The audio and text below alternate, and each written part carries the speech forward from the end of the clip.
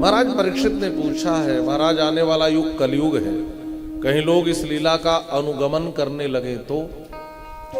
भगवान सुखदेव कहते हैं, राजन, भगवान कृष्ण की लीला का अनुगमन संभव ही नहीं है। श्री बिंदु जी ने लिखा है, राम का किया करो, कृष्ण का कहा करो। करना है तो जो राम जी ने किया है वह करो, और भगवान कृष्ण ने जो गीता में कहा है वह करो। कृष्ण का किया नहीं कर पाओगे। अंतर क्या है?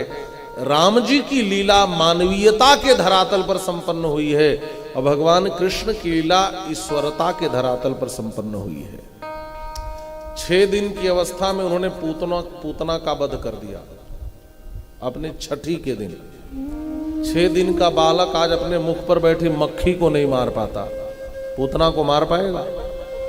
कृष्ण की लीला का अनुगमन हो सकता है, अनुकरण हो सकता है? कन्हैया ने दावाग्नि का पान कर लिया, हम थोड़ा अंगोरा मुंह में रख करके नहीं चल सकते। चल सकते हैं क्या? ज्यादा पानी गर्म हो जाए तो मुंह जल जाए। कृष्ण की लीला का अनुकरण हो सकता है? कन्हैया ने कालिए के फण पर नृत्य किया। 100 फण वाले सांप के फण पर खड़े होकर नृत्य करते हैं। हम तो मोहल्ले में सांप देख लें तो 6 महीना उधर से गुजरना छोड़ देते हैं, सांप रहता है। भगवान ने 7 वर्ष की अवस्था में 7 कोस के पर्वत को 7 दिन 7 रात इस छोटी अंगुली पर उठा लिया। हम 7 किलो का तो छोड़ो, 1 किलो का पत्थर भी इस अंगुली पर उठा नहीं सकते। जब श्री कृष्ण के किसी लीला का अनुकरण नहीं कर सकते तो रास लीला भी अनुकरण की लीला नहीं है।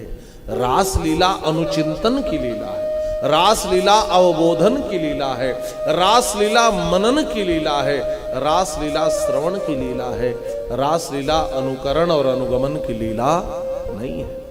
आगे चल करके केशी और अरिष्टासुराए, भगवान ने इनका वध किया, सुदर्शन शंखचूड़ का वध हुआ।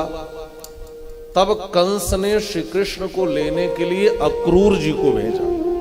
ध्यान से सुनेंगे, अभी तक जितने को भेजा सब क्रूर थे, पहली बार कोई अक्रूर लेने आया है। इसका मतलब है भगवान को क्रूर भाव नहीं ला सकता है महाराज। जब भी कोई लाएगा तो अक्रूर ही लाएगा।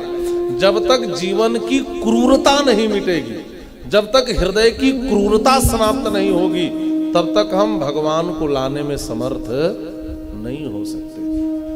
अक्रूर जी के द्वारा बुलाकर कृष्ण को मारने का षड्यंत्र रचा है कंस ने। अक्रूर चाचा सायंकाल के समय पहुंचे हैं। भगवान कृष्ण और दाऊ भैया दोनों गोदोहन के लिए जा रहे थे। दौड़ कर आए, चरणों में प्रणाम किया। अक्रूर जी भगवान कृष्ण के चाचा लगते हैं। अतिथि कक्ष में लाए, स्वागत किया, भोजन कराया। दोनों भैया चरण दबाते हुए पूछते हैं, चाचा जी यहां कैसे आ गए? अक्रूर जी ने पूरी बात सच सच बता दी।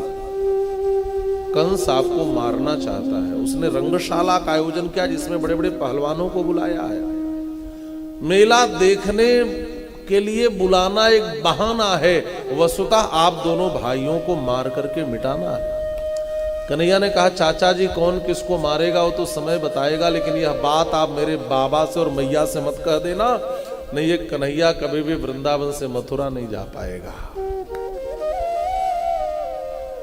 अक्रूर जी नंद बाबा के पास आए और आकर कहते हैं, बाबा आपको महाराज कंस ने विशेष निमंत्रण भेजा है। इस बार का जो खेल का आयोजन हो रहा है, रंगशाला का आयोजन जो है, उसका मुख्य अतिथि आपको बनाया है। आज की भाषा में कहें तो चीफ गेस्ट बनाया है। इतना बड़ा सम्मान आपको दे रहा है, और अकेले नहीं, श्री कृष्ण और बलराम के साथ आपको बुलाया है। नंद बाबा ने कहा, क्रूर जी मेरा आना तो पक्का, इतना बड़ा सम्मान मिल रहा है तो जरूर आऊंगा, लेकिन रही बात कन्हैया और दाऊ की, तो उसके लिए तो यशोदा से पूछना पड़ेगा। तब तक कन्हैया दाऊ भैया दोनों आ गए। कन्हैया ने कहा, बाबा बाबा आप मैया से पूछो ना, हमें भी मेला देखना है। बाबा मैया से पूछो। दोनों बालक जिद करने लगे। नंद बाबा ने कहा, ठीक है लाला अभी जाता हूं। नंद बाबा भाग करके रसोई में आए, जहां पर मैया यशोदा रसोई में कार्य कर रहे थे। नंद बाबा आए, एक पीढ़ा लेकर के बैठ गए, पाटे पे बैठ गए और धीरे से कहते हैं, यशोदा पता है बहुत बड़ा मेला लगा है मथुरा में, उसमें रंगशाला का आयोजन है, बहुत बड़ा खेल का आयोजन है, दुनिया के सारे पहलवान आए हैं, कुश्ती है, दंगल है। और सुनो ना, महाराज कंस ने मुझे मुख्य अतिथि बनाया है। और एक बात और सुनो, श्री कृष्ण और बलराम को भी निमंत्रण भेजा है महाराज कंस ने। और एक बात सुन लो, दोनों बालक जिद भी कर रहे हैं, तो देखो यशोदा तो मना मत करना। यशोदा मैया ने एक ही वाक्य में बात खत्म कर दी, देखो महर, मेरा कन्हैया कहीं नहीं जाएगा। एक ही वाक्य में बात खत्म। अच्छा, एक बार जब कठोर उत्तर मिल जाए तो हिम्मत नहीं पड़ती कि दोबारा पूछे। नंद बाबा तो सिमट गए महाराज। अब बाहर दोनों भाई खड़े हैं, इशारा कर रहे हैं, बाबा पूछो ना, बाबा पूछो ना, बाबा पूछो। नंद बाबा ने फिर से हिम्मत जुटाई। जब डांट लग जाती है ना गृहिणी की, तो पूछने की हिम्मत नहीं पड़ती महाराज। तो फिर से हिम्मत करके कहा, देखो ना यशोदा, जाने दो ना, दोनों बालक हैं। मैया यशोदा ने कहा कि मैंने कहा ना महर, नहीं जाने दूंगी, मेरा कन्हैया मुझे छोड़कर कहीं नहीं जाएगा, क्योंकि तुम्हें तो पता है ना कि मैं अपने कन्हैया के बिना एक पल भी नहीं रह सकती। तो नंद बाबा ने एक तर्क दिया। नंद बाबा ने कहा, एक बात बताओ, अपने लाला को जीवन भर अनपढ़ बना करके घर में रखोगी क्या? अरे किसी दिन तो पढ़ने गुरुकुल को जाएगा ही, अब उसकी अवस्था पढ़ाई की हो रही है, घर में बिठा करके रखोगी? हमेशा कलेजे से लगाकर घूमोगी क्या? यशोदा मैया ने कहा, मेरा लाला अनपढ़ रहे, अंगूठा छाप रहे, लेकिन मैं अपने कन्हैया को कहीं भी दूर जाने नहीं दूंगी। फिर बात खत्म कर। फिर से दोनों इशारा किए, बाबा और कुछ कहो। नंद बाबा ने फिर नया तर्क रखा। एक बात बताओ यशोदा, दिन भर तो गाय चराने चला जाता है, तो कैसे रहती हो उसके बिना? मैया यशोदा ने कहा, इतनी छोटी बात समझ में नहीं आ रही है, दिन भर जाता है लेकिन शाम को लौट कर रात हो जाता है। कोई एक रात ऐसी नहीं बीती जब मैं बिना कन्हैया के रही हूं। मैं अपने लाला के बिना एक रात भी बिता नहीं पाऊंगी महर, इसलिए ऐसी बात अब दोबारा कहना भी मत। फिर से बात खत्म, सारे तर्क खत्म हो गए महाराज। अब दोनों बाहर से फिर इशारा कर रहे हैं, बाबा फिर से कहो, बाबा फिर से कहो। नंद बाबा ने फिर से एक बार हिम्मत जुटाई और एक ऐसा तर्क रखा जिस तर्क को सुनने के बाद कोई भी मां बोल नहीं पाएगी महाराज। नंद बाबा ने कहा, यशोदा यदि दोनों लाला रोने लगे तो?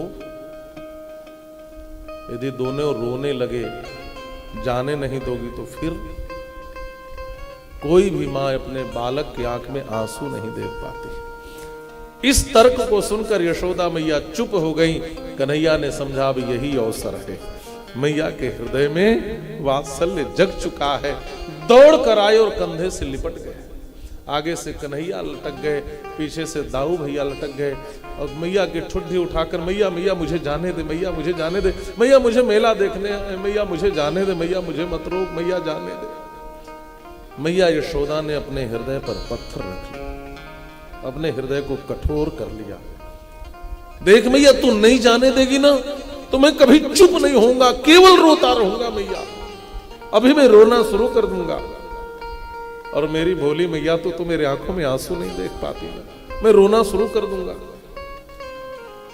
जब यह बात कन्हैया ने कही, कन्हैया जानते हैं कैसे जाने को मिलेगा, हमारा इनको सब आता है। मैया भोली भाली हृदय पर पत्थर रख लिया, धीरे से कहा, ठीक है लाला, लेकिन जल्दी से आ जाना।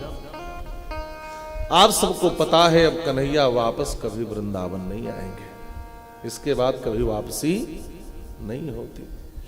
कह तो दिया चले जाओ। दोनों भैया खुश होकर के अपने कक्ष में आ गए, लेकिन मैया बेचारी रात भर जग करके पाथेय बना रही है। मेरे कन्हैया को ये मिठाई प्रिय है, ये पकवान प्रिय है। मेरा कन्हैया वहां 2-3 दिन रहे तो खाने के लिए कहीं कोई समस्या ना हो जाए। पाथेय बनाती हैं, 2-4 दिन का पूरा भोजन पकवान तैयार करते हैं। आज भी माताएं करती हैं हमारा। बेटा दूर जाने लगे तो बना बना करके देती हैं, एक खाना समय से खाना। पूरी रात आंख से आंसू झरते रहे और पाथेय बनाती रही। इधर गोपियों ने सुना है कोई अक्रूर आए हैं जो श्री कृष्ण को लेकर जा रहे हैं। तो गोपियां कहती हैं इनका नाम तो क्रूर होना चाहिए। किसने क्रूर रख दिया? क्रूरस्तम क्रूर समाख्य आस्मना चक्षुर ही दत्तम हरसे बताग्यवत। लेकिन हमारे श्याम तो हमारे जीवन से चले जाएंगे, यह कल्पना मात्र गोपियों के हृदय में अपार वेदना दे गई, अपार पीड़ा दे गई। गोपियां रोने लगी और रोते हुए विधाता को, ब्रह्मा को उलाहना देते हुए, उपालंब देते हुए कहती, अरे विधाता, तेरे हृदय में थोड़ी भी दया नहीं है? तो हम जीवों की किस्मत लिखने बैठता है और ऐसी किस्मत क्यों लिख देता है? किसी अच्छे व्यक्ति से मिलना हमारी किस्मत में लिख देता है, और जब हम उससे मिल जाएं, उससे प्रेम हो जाए, तो फिर हमारी किस्मत में बैठ करके विरह और जुदाई लिख देता है। तेरा यही काम है? तुझे यह करके अच्छा लगता है क्या? तुझे हम जीवों पर दया नहीं आती ब्रह्मा? अहो विधाता स्तवन क्वचित दया संयोज्य मैत्र्या प्रणयन देहिनः तांश्चा कृतार्थान व्यून क्षेपार्थकम विक्रीडितम तेर्भग चेष्टितम मया। ब्रह्मा हो, विधाता हो, लेकिन तुम्हारी हरकत तो एक छोटे बालक की तरह है। जैसे कोई बालक खिलौने से तब तक खेलता है जब तक जी ना भर जाए, और जब जी भर जाए तो खिलौने को पटक कर तोड़ देता है। तुम हम जीवों के हृदय से ऐसे तो खेलते हो, जब तक जी करता है खेलते हो, फिर पटक कर हमारे हृदय को तोड़ देते हो। हम अपने कृष्ण के बिना कैसे रह पाएंगे? हमारी किस्मत में कृष्ण की जुदाई क्यों लिख डाली ब्रह्मा तुमने? इतना कहकर गोपियां जोर जोर से रोने लगी। एक ने कहा, धीरे रो, घर में बूढ़े बुजुर्ग जाग रहे हैं, कोई क्या कहेगा कि हम कृष्ण के लिए रोती हैं। एक गोपी ने कहा, जो कहना है कहने दो सखी, हमारे प्राण धन ही हमारे जीवन से चले जाएंगे तो हम लज्जा और शर्म लेकर करेंगी भी क्या? किम नो करिष्यन कुल वृद्ध बांधवा। अब बड़े बुजुर्गों को जो कहना है कहें, हमारे कृष्ण ही चले जाएंगे तो हम लाज शर्म मर्यादा रहकर क्या करेंगी? इतना कहकर सारी गोपियां जोर जोर से रोते हुए घर छोड़कर के बाहर निकल गईं, और जिस मार्ग से मथुरा जाना था उस मार्ग पर लेट गईं और रोते हुए कहती हैं, श्याम सुंदर, यदि मथुरा जाना हो तो हमें जीवित छोड़कर मत जाना, हम तुम्हारे बिना जी नहीं पाएंगी, हम तुम्हारी प्यारी गोपियां हैं, हम तुम्हारे बिना जी नहीं सकती। जाना ही है तो हमारे शरीर के ऊपर रथ चढ़ा करके चले जाओ, हमें मार करके इस वृंदावन से जाना, क्योंकि हम तुम्हारे वियोग में जी नहीं पाएंगे। भगवान शुकदेव कहते हैं, राजन, एवं ब्रुवाणा विरहातुराभृशम ब्रजस्त्रियः कृष्ण विषक्त मानसाः विसृज्य लज्जाम रुरुदुस्म सुस्वरन गोविंद दामोदर माधवेति। सारी गोपियां लाज शर्म सब छोड़ दी, जोर जोर से रोते हुए उस मार्ग पर लेट गईं। हे कृष्ण, हे दामोदर, हे माधव, हमें जीवित छोड़कर इस वृंदावन से मत जाओ। इतना कहकर रोने लगी। इधर प्रातः काल हुआ, मैया यशोदा कभी बासी रोटी भी माखन के साथ खिलाकर गाय चराने भेज देती थी, लेकिन आज रोटी भी ताजी बनाई है, माखन भी ताजा निकाला, बड़े प्रेम से कन्हैया को स्नान कराया, श्रृंगार किया, अपने हाथों से माखन रोटी खिलाई और रथ पर बिठाकर कहा, देख लाला, समय से खाना पीना, और सुन, जल्दी से अपनी मैया के पास वापस आ जाना। कन्हैया ने दोनों कपोल पे हाथ रख दिए। मैया, तू क्यों चिंता करती है? मैं आज जाऊंगा, कल रहूंगा, परसों तुम्हारे पास आ जाऊंगा। लेकिन परसों कह करके गए कन्हैया, बरसों फिर ब्रज में कभी वापस नहीं आते। मैया यशोदा विदा की, वापस आकर के धड़ाम से गिर पड़ी। कब होश खो गया पता ही नहीं चला, चेतना शून्य हो गई। रथ आगे बढ़ा, भगवान श्याम सुंदर ने देखा सारी गोपियां रास्ते पर लेटी हैं। महाराज, भगवान श्याम सुंदर नीचे उतरे और गोपियों से पूछते हैं, गोपियों सच बताना, तुम सब हमसे प्रेम करती हो? गोपियां खड़ी होकर कहती हैं, श्याम सुंदर, बार बार एक ही बात क्यों पूछते हो? तुम्हें प्रेम है कि नहीं? तुम्हारा प्रेम सच्चा है कि नहीं? तुम प्रेम करती हो कि नहीं? तुम्हें क्या लगता है? कन्हैया ने कहा जहां प्रेम होता है वहां बाधा नहीं होती। तुम मुझे मथुरा जाने से रोक रही हो, इसको प्रेम नहीं कहते। एक गोपी ने कहा सखी हट जाओ रास्ते से, हम तो सोच रही थी कोई क्रूर हमारे श्याम को लेकर के जा रहा है, लेकिन जब कोई स्वयं जाना चाहे तो हम रोक भी कैसे सकते हैं। कन्हैया तुम्हें लगता है कि रास्ता छोड़ देना ही प्रेम है, तो जाओ। हम लोगों ने रास्ता छोड़ दिया। गोपियां किनारे खड़ी हो गईं, रोने लगीं। तो कन्हैया ने आंख के आंसू पोंछते हुए कहा देखो गोपियों, तुम सब हमारी प्यारी गोपियां हो, हम तुम्हें कभी भूल नहीं सकते। बस मेरी प्रतीक्षा करो, आज जाऊंगा, कल रहूंगा और परसों तुम्हारे पास आ जाऊंगा। इन गोपियों को भी परसों का ही भरोसा दिया, लेकिन बरसों इनके जीवन में भी फिर वापस कन्हैया नहीं आए। एक संत ने सुंदर शब्द चित्र खींचा है। कन्हैया का रथ आगे बढ़ा तो रास्ते में बीच मार्ग में एक पत्थर की मूर्ति दिखाई पड़ी। रथ पास में जाकर के रुका। श्याम सुंदर उतर कर नीचे आए। यह और कोई नहीं, वृषभानु नंदिनी किशोरी राधिका खड़ी थी। आंखें लाल थी, आंखों का काजल घुल करके मोटे मोटे कपोल पर सूखे हुए आंसू दिखाई दे रहे थे। इसका मतलब रात भर रोई हैं। आंखें लाल हैं, इसका मतलब रात भर जगी हैं। भगवान श्याम सुंदर पास में आए, अपनी किशोरी राधिका की इस स्थिति को देखा तो एक बार तो लगा कि हृदय की गति रुक जाएगी। भगवान श्याम सुंदर ने हाथ जोड़कर कहा है किशोरी जू, आप इतना रोगी तो कृष्ण की लीला आगे संपादित नहीं हो पाएगी। आपको तो पता है कि मुझे दुष्टों का वध भी करना है। किशोरी राधिका ने कहा श्याम सुंदर, मैं रोकने और टोकने नहीं आई हूं। मैं रात भर सोचती रही कि आप ब्रज छोड़कर जा रहे हो, तो जब कोई अपना दूर होता है जीवन से तो उसे क्या कह करके विदा करना चाहिए। मैं रात भर सोचती रही, लेकिन मैं सोच नहीं पाई। मैं बस यही पूछने आई हूं कि मैं क्या कह करके तुम्हें विदा करूं। तुम बता दो, मैं वह बोल दूं और मैं लौट जाऊंगी। मां याहित्यपमंगलम ब्रज सखे स्नेहेन हीनम बचा। इसी का अनुवाद श्री हरिश्चंद्र जी ने कुछ पंक्तियों में किया है। किशोरी राधिका कहती हैं, रो कहीं जो तो अमंगल हो यो प्रेम नसें जो कहें पिय जाइए। किसी अपने को जाते समय यात्रा में रोकना और टोकना अमंगल कर देता है। तो हे श्याम सुंदर, मैं रोकने नहीं आई हूं, मैं यात्रा में अमंगल करने नहीं आई हूं। मैं नहीं आती मिलने तो यही कह दे कि राधिका को प्रेम नहीं था, तभी तो विदा करने भी नहीं आई। मिलने नहीं आती तो प्रेम का नाश हो जाता। कह तू जाओ तो प्रभुता हो जाएगी। जो कहो जाहु तो प्रभुता, जो कछु न कहो तो स्नेह नसाइए। यदि कुछ नहीं बोलूं तो भी लोग कहेंगे, दुनिया कहेगी राधिका को प्रेम नहीं था, तभी तो कुछ बोली नहीं। तासो पयान समय हरिचंद, हम का कहे आप हमें समझाइए। मैं बस इतना पूछने आई हूं श्याम सुंदर कि मैं क्या कहकर तुम्हें विदा करूं। इतना ही बता दो, मैं कह करके लौट जाऊंगी। भगवान श्याम सुंदर के नेत्र छलक आए, हाथ जोड़कर कहते हैं आप कुछ मत कहो।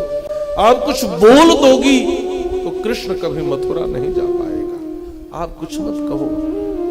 एक संत ने तो यह भी लिखा है कि भगवान श्याम सुंदर ने अपनी वंशी निकालकर किशोरी राधिका को दे दिया और कहा, हे राधिके, मेरे अधरों पर यह वंशी सिर्फ और सिर्फ तुम्हारे लिए चढ़ी थी। आज के बाद मेरे अधरों पर कभी यह वंशी नहीं चढ़ेगी। कृष्ण की वंशी केवल और केवल तुम्हारे लिए बजी थी, अब यह बंसी पुनः नहीं बजेगी। इतना कहकर उस बंसी को सौंपा है। किशोरी राधिका से भी कहा, मेरे वियोग में रोना मत, आज जा रहा हूं, कल रहूंगा और परसों आ जाऊंगा। अपनी राधिका को भी झूठा दिलासा ही तो दिया। कन्हैया आगे बढ़े, ब्रज सूना हो गया। कल कल निनाद करती हुई यमुना की धारा स्तंभित हो गई। प्रवाहित होता हुआ पवन शांत हो गया। गायें चरना छोड़ दी, केवल आंसू बहा रहे हैं। कदम की डाली सुनी हो गई, मैं कहां तक कहूं, ब्रज का जर्रा जर्रा रो पड़ा। यमुना कहती है मेरे तट पर क्रीड़ा करने आएगा कौन। कदम की डाली कहती है अब यहां पर झूला लगाएगा कौन। गायें कहती हैं मुझे चराएगा कौन। गोपियां कहती हैं मेरे साथ रास रचाएगा कौन। इस ब्रज को रोते हुए, बिलखते हुए, विसूरते हुए, विलाप करते हुए, करुण क्रंदन करते हुए छोड़कर भगवान श्याम सुंदर मथुरा के लिए चल पड़े।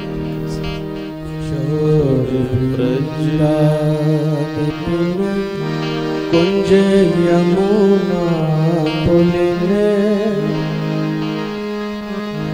श्याम सुंदर कन्हैया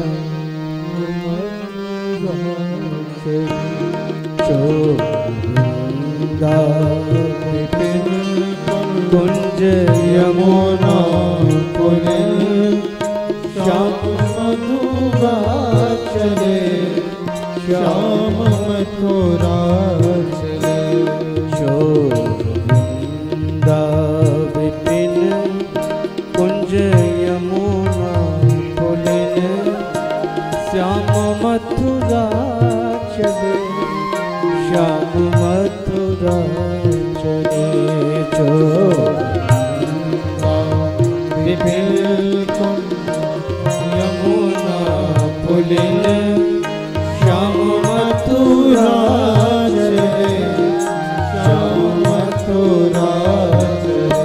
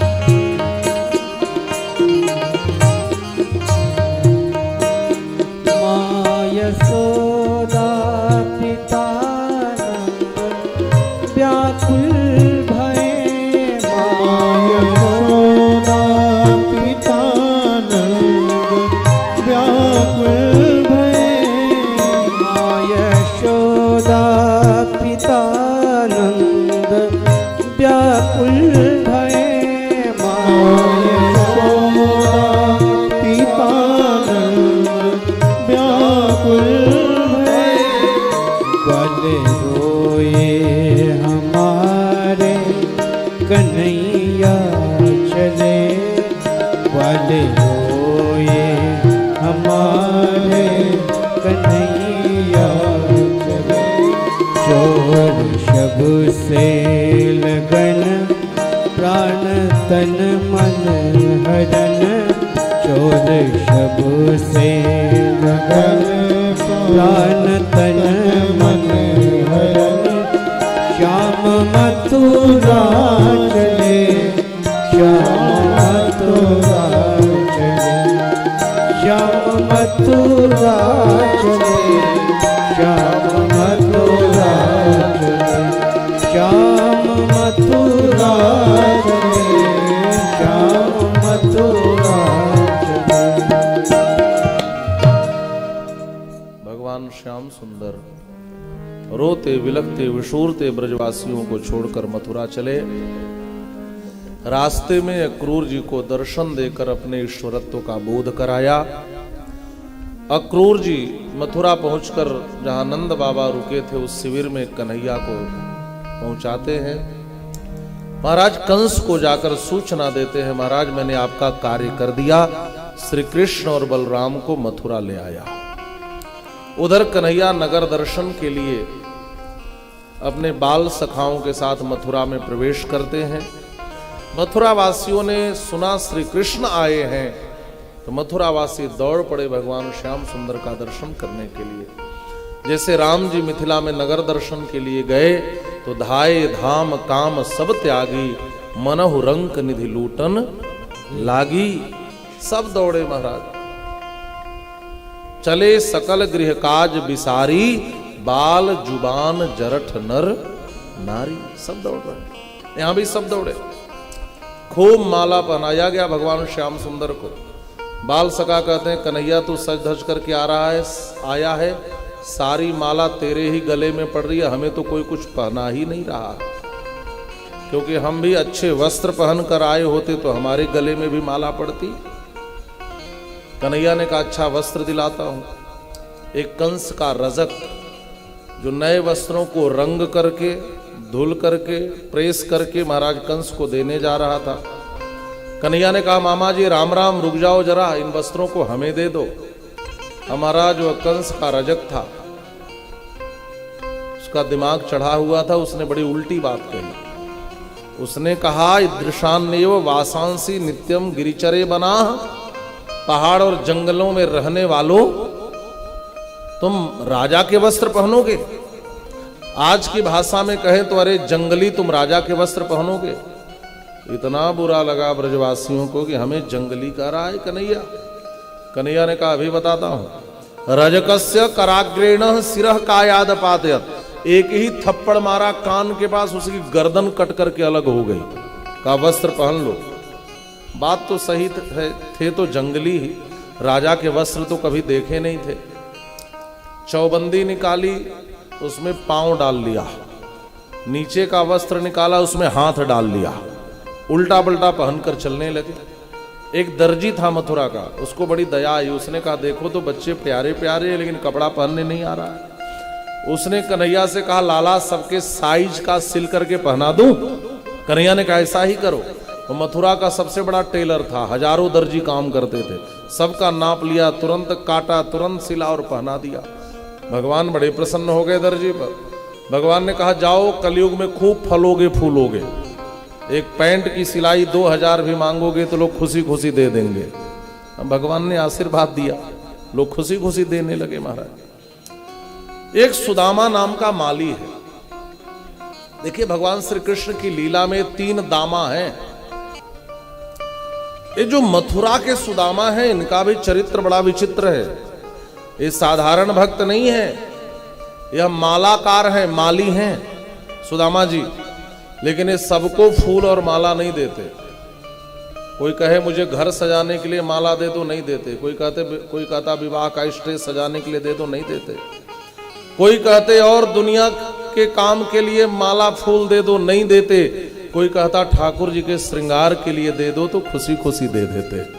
ये सुदामा वह माली हैं जो मथुरा में सबसे सुंदर माला बनाते हैं और केवल उसको माला देते थे जो भगवान को अर्पित करता था। ऐसे भक्त थे, और जिसका जीवन केवल भगवान के लिए होता है भगवान उसके घर चलकर स्वयं आते हैं।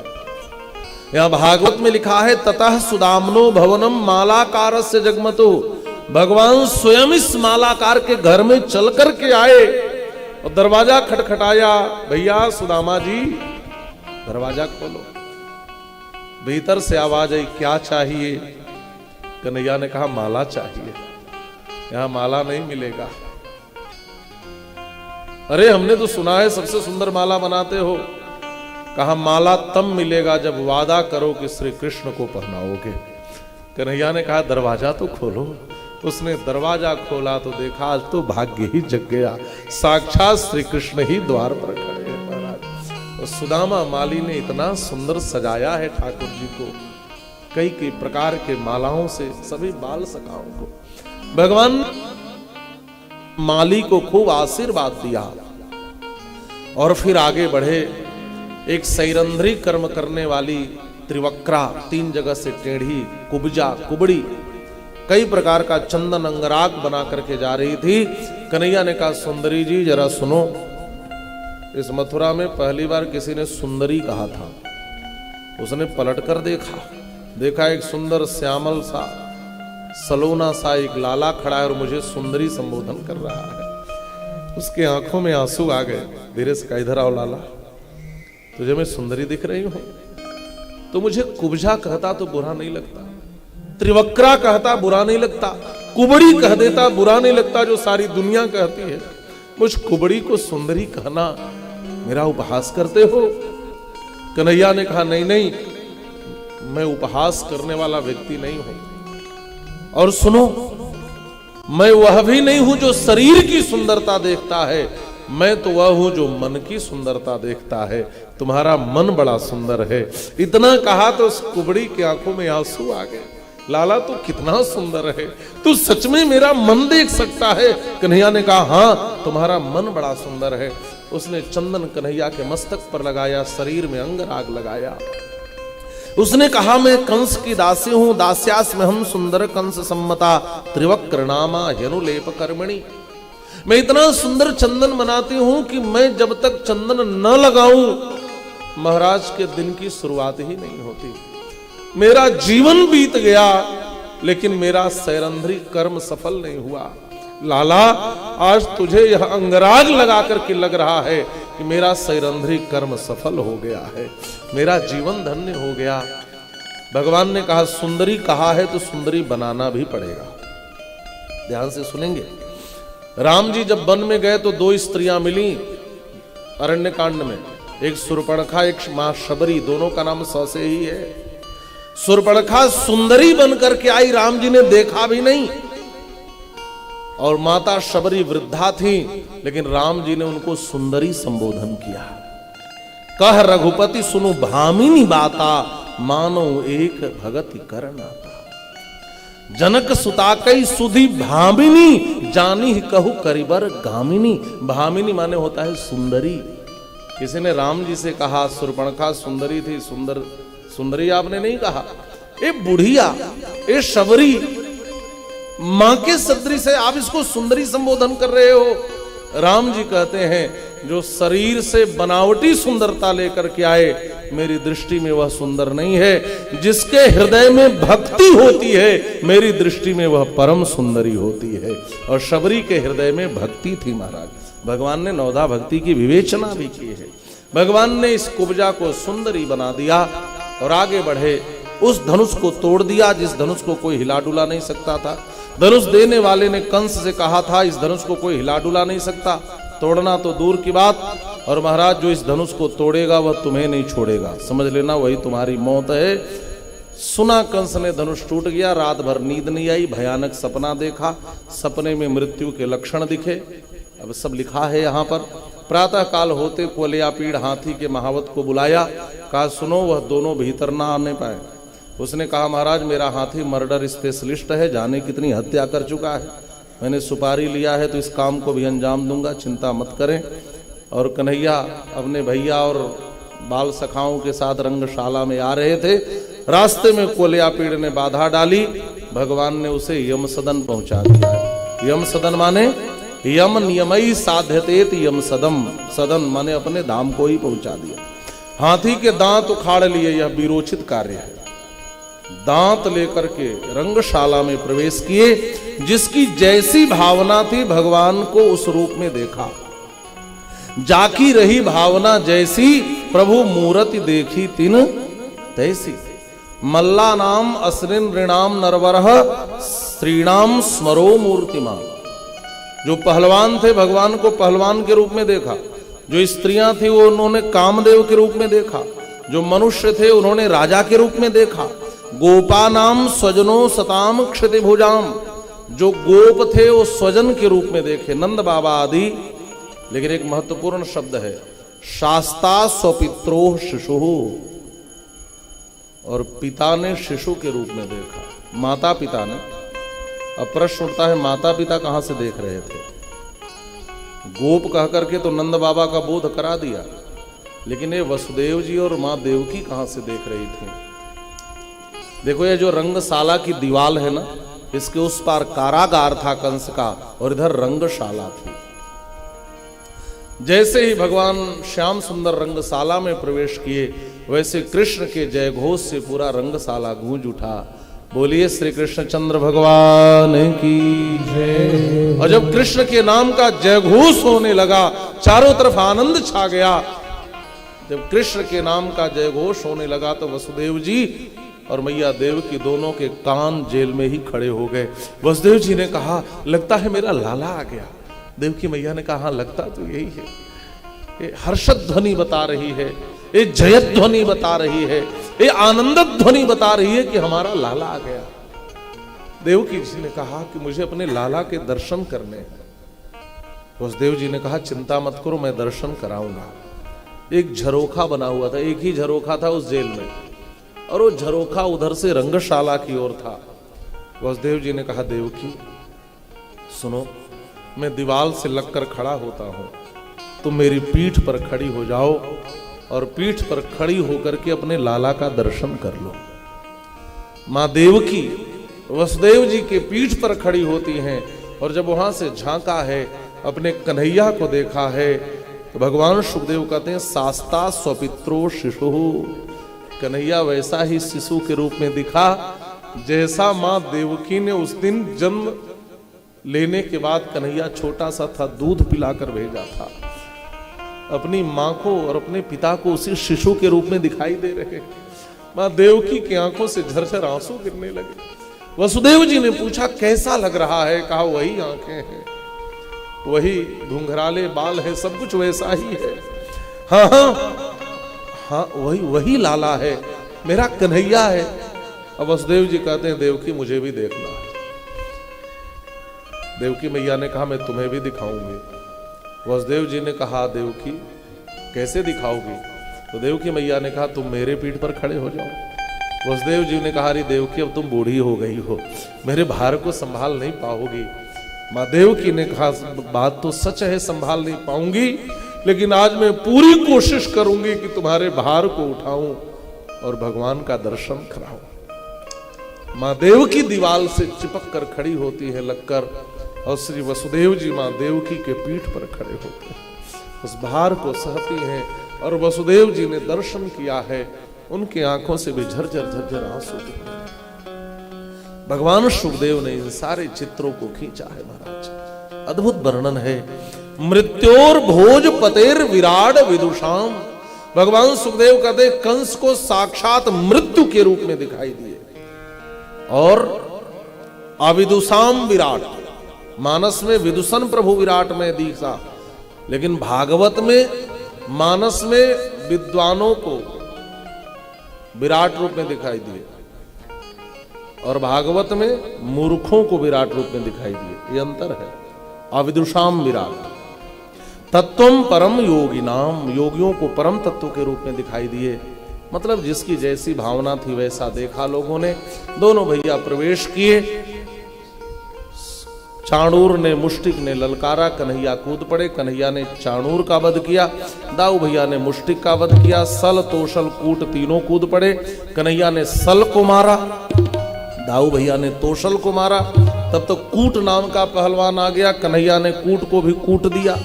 अब तो महाराज जब सब मारे गए तब तक कंस पागल हो गया, सैनिकों से कहा घेर लो, पकड़ लो, मार डालो, जिंदा जाने न पाए। सैनिक दौड़े दोनों भाइयों को पकड़ने के लिए। दाऊ भैया ने कहा लाला तो मामा जी को संभाल, मैं इनको संभालता।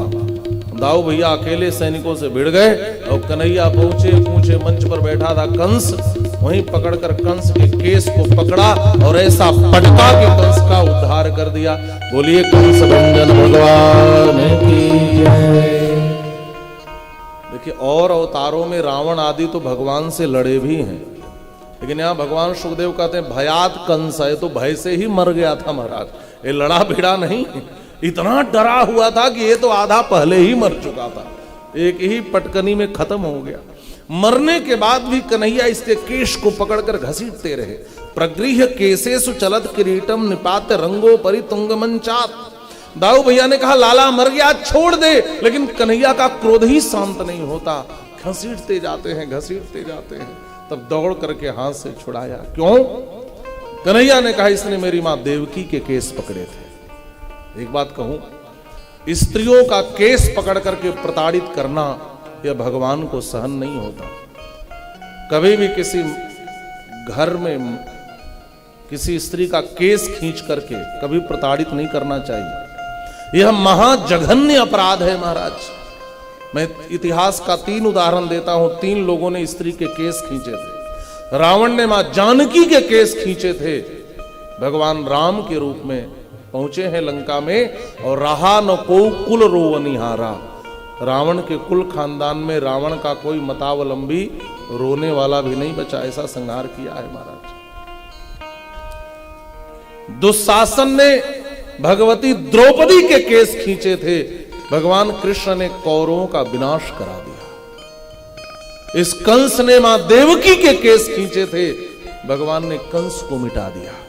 बात समझ में आ रही है? कभी किसी स्त्री के बाल खींच करके उसको मारना और प्रताड़ित करना शास्त्रों की दृष्टि में यह महाअपराध है। जो ऐसा करता है भगवान उसके जीवन को मिटा देते हैं। क्रोध शांत हुआ, उग्रसेन जी को बाहर निकाला, राजा बनाया, माता पिता को निकाला। अब महाराज नंद बाबा आए। नंद बाबा कहते हैं कन्हैया अब चलो, तुम्हारी मैया इंतजार कर रही होंगी, गोपियां, तुम्हारी गायें, तुम्हारे ग्वाल बाल, लाला जल्दी चलो। वसुदेव जी ने कहा बाबा मैं जो कहने जा रहा हूं ध्यान से सुनना। बाबा यह आपका बेटा नहीं है, कन्हैया मेरा बेटा है। जो आकाशवाणी हुई थी देवकी के 8वें गर्भ की वह कृष्ण ही है। मैंने रातों रात आपके घर पहुंचाया था और कंस ने जिस बेटी को मारा था वह बेटी मेरी नहीं थी बाबा, आपकी थी। कन्हैया तो मेरा असली बेटा है। नंद बाबा ने कहा देख कन्हैया कौन क्या कहता है मुझे फर्क नहीं पड़ता, तू मेरा लाला है, तू यशोदा से पैदा हुआ है, तू घर चल, तेरी मैया तेरा इंतजार कर रही होंगी। देवर्षि नारद आ गए, बाबा यही सच है। नंद बाबा कहते हैं मैं किसी की नहीं सुनूंगा। कन्हैया के हाथ को पकड़ लिया, कन्हैया तू वापस चल, तेरी गायें, तेरी गोपियां, तेरी मैया, तेरा वृंदावन तेरी प्रतीक्षा कर रहा है लाला, तू जल्दी वापस चल। लेकिन भगवान सुखदेव कहते हैं कन्हैया इतने कठोर हो गए, इतने कठोर हो गए कि जब कन्हैया ने कहा बाबा सच तो यह है कि मैं आपका बेटा नहीं, मैं मां देवकी के गर्भ से पैदा हुआ। आप कल्पना करें नंद बाबा के हृदय पर क्या बीती होगी। इतने कठोर हो गए कन्हैया, इतने कठोर हो गए। नंद बाबा ने कहा देख कन्हैया तुझे वापस नहीं चलना है तो मत चल, लेकिन तू कभी किसी से यह मत कहना कि तू यशोदा का बेटा नहीं है। मैंने सुन लिया तो सुन लिया, लेकिन तुम्हारी वह मैया यशोदा सुन लेगी तो मर जाएगी लाला। वह इस बात को सुनकर जीवित नहीं रह पाएगी कि तू यशोदा का बेटा नहीं है, तुमसे बहुत प्रेम करती है। तू रह ले मथुरा में, लेकिन कभी तू यह मत कहना कि तू यशोदा का बेटा नहीं है। भगवान कृष्ण हाथ जोड़कर कहते हैं यात यूयम ब्रजम तात, बाबा अब ब्रज को चले जाओ। मैं आपकी पीड़ा, मैया की पीड़ा में सबकी पीड़ा समझ सकता हूं। वयम च स्नेह दुखितान। महाराज मैं इस प्रसंग को कह नहीं पाऊंगा, एक बात और कहूंगा। कन्हैया इतने कठोर हो गए, इतने कठोर हो गए कि एक बार भी नहीं कहा बाबा मैं रहने आऊंगा। ज्ञातिन वो द्रष्टु में श्याम है, भविष्यत काल का प्रयोग है संस्कृत में। मैं कभी कभी या कभी एक आध बार आप लोगों को देखने आऊंगा। इतने कठोर हो गए भगवान। अब आप कल्पना करें नंद बाबा कैसे लौटे होंगे। आए हैं नंद बाबा, दौड़कर मैया यशोदा आई, महर जल्दी बताओ मेरा कन्हैया कहां है। नंद बाबा मौन हो गए, कुछ बोल ही नहीं पा रहे। मैया ने झकझोड़ा, बार बार पूछा बताओ मेरा कन्हैया कहां है। नंद बाबा ने कहा यशोदा तुम सुन नहीं पाओगी। नहीं मुझे जानना है, सुनना है, इसीलिए मैं तुम्हारे साथ जाने नहीं दे रही थी। कहां मेरे कन्हैया को छोड़कर आ गए, कहां मेरे लाला को छोड़कर आ गए। नंद बाबा ने कहा देखो यशोदा, जिस 8वें गर्भ की आकाशवाणी हुई थी वह देवकी का 8वां गर्भ कन्हैया ही है। रातों रात वसुदेव ने हमारे यहां पहुंचाया था। देखो तुम धीरज रखो। मैया यशोदा ने कहा बाह बाह रे महर बाह, कोई कह देगा कि यह मेरा लाला है और आप छोड़कर आ जाओगे। इसीलिए मैं आपके साथ नहीं जाने दे रही थी। किसी ने कहा और तुम मेरे कन्हैया को छोड़ करके आ गए। संतों ने तो यहां तक लिखा है कि मैया यशोदा ने यहां तक कह दिया, महर तुम मर क्यों नहीं गए, तुम मेरे कन्हैया को छोड़ करके क्यों आए। इतना कह करके धड़ाम से गिरी और मैया यशोदा चेतना शून्य हो गई। इन ब्रजवासियों के प्रेम का वर्णन संसार में कोई कर नहीं सकता महाराज। ब्रज के विरहीन की बलिहारी। इधर मां देवकी को और श्री वसुदेव जी को खोया हुआ पुत्र मिला है, आनंद का ठिकाना नहीं है।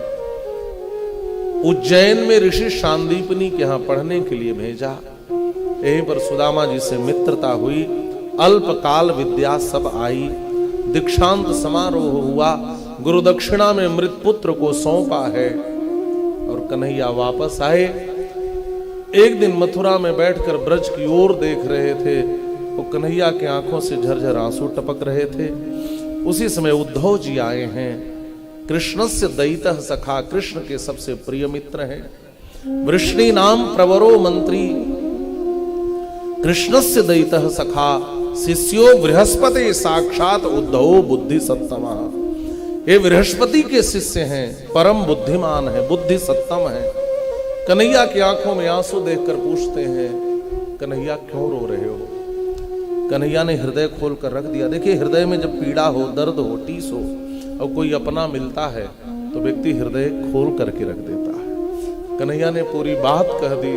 उद्धव जी, मुझे ब्रज की याद आती है। उद्धव मोहि ब्रज बिसरत नाही, हंस सुता को सुंदर कलरव औ कुंजन की चाही। सूरदास जी ने भी लिखा है, यह मथुरा कंचन की नगरी सब कुछ है, लेकिन मुझे ब्रज की याद आती है। महाराज, उद्धव जी ने कहा,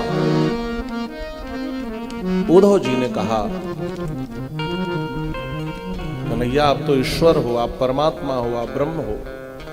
संयोग वियोग तो संसार का नियम है। आपकी आंखों में आंसू शोभा नहीं देते।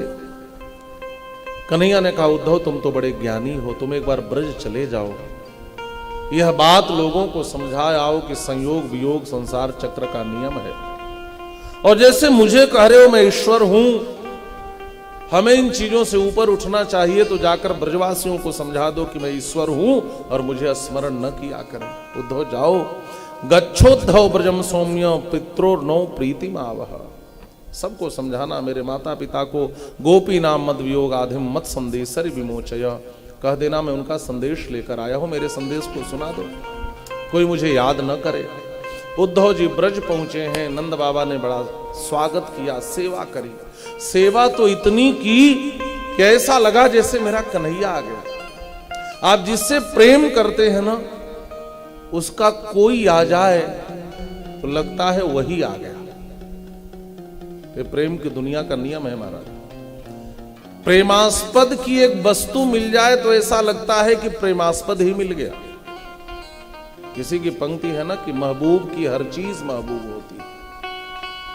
जिससे प्रेम हो उसकी जो भी चीज मिल जाए वो प्रेमास्पद का आभास कराता है। नंद बाबा को लगता है कन्हैया ही हैं। भोजितम परमान्नेन संविष्टम कशिपौ सुखम गतश्रमम पर्यपृच्छद पाद संवाहनादि भी। यहां तक लिख दिया गया कि नंद बाबा तो उद्धव जी के चरण दबाने लगे महाराज, पांव दबाने लगे। इतना प्रेम, बच्चों के पांव कभी कभी माता पिता दबाते हैं, उनको लगता है दूर से आए हैं, थके होंगे, तो नंद बाबा उद्धव के चरण दबाने लगे और चरण दबाते हुए रो रहे हैं। उद्धव जी बैठ गए। उद्धव जी ने कहा, बाबा क्यों रोते हो? सुनो, आप जिस कृष्ण के लिए रोते हो वह ईश्वर है। वह अंतर्यामी रूप में सबके हृदय में रहता है। उसका कोई माता पिता नहीं है, वह स्वयं सबका माता पिता है। न माता न पिता तस्य न भार्या न सुतादयः नात्मीयो न परश्चापि न देहो जन्म एव च। उसका जन्म नहीं होता, वो अजन्मा है। आपका कृष्ण साक्षात परब्रह्म पुरुषोत्तम परमात्मा है, वह ईश्वर है, वह ब्रह्म है। नंद बाबा और हिचकियों में रोने लगे। उद्धव जी घबराए, मैं तो ज्ञान दे रहा हूं ताकि दुख खत्म हो जाए। ये तो ज्ञान को सुनकर और इनका दुख बढ़ गया। उद्धव जी ने पूछा, बाबा और जोर से क्यों रोने लगे? तो नंद बाबा कहते हैं, उद्धव तुम सच कहते हो, मेरा लाला मेरा कन्हैया भगवान है? हाँ बाबा, वह ईश्वर है। तो रोते हुए नंद बाबा कहते हैं, उद्धव जी घर का एक पागल बेटा भी घर छोड़कर चला जाए तो उसके माँ बाप नहीं जी पाते। तुम कहते हो मेरा कन्हैया ईश्वर है, तो मेरी पीड़ा और बढ़ गई। परमात्मा पुत्र के रूप में किसी माँ बाप को मिल गए हो और वह घर छोड़कर चला जाए ऐसा बेटा, तो उसके माता पिता उद्धव कैसे जी पाएंगे? उद्धव जी को कोई उत्तर नहीं सूझा। ज्ञान की सीढ़ी खिसक गई महाराज।